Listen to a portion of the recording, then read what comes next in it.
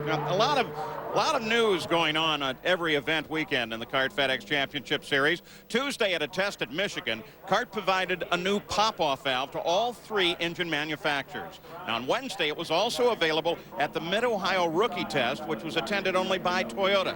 But its use was not mandated until Friday morning here on Belle Isle. The valve sits 3/4 of an inch higher on the plenum.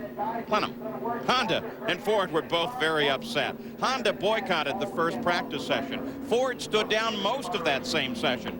CART's new rule brought out some widely differing reactions. Paul, let me tell you about the physical changes that CART did make to the valves themselves. Now, you've seen the valves on the back of the car. Of course, this would be the orientation. If we turn it upside down and look to see what in fact protrudes into the plenum you talked about, which is effectively the inlet chamber, this is the sensor. In other words, this senses how much pressure there is in that plenum, and this valve opens at 37 inches of boost. Now, you can notice it does protrude into the plenum somewhat. Now, what people were talking about, the allegations between the manufacturers were that they were taking high-velocity air and running it across this. It's Bernoulli's principle all the way back from 1783 that a high-velocity jet stream here can lower the pressure and effectively make the valve think there's a lower pressure than what there is. So what does CART do? They say, well, let's extend the housing so, in fact, the sensor does no longer sit into the airstream. Therefore, if, in fact, they have high-velocity air and they're cheating the valve, this will take that away. Now, there was not necessarily disagreement in using this, but there certainly was a firestorm as to did they have enough time to adequately test it.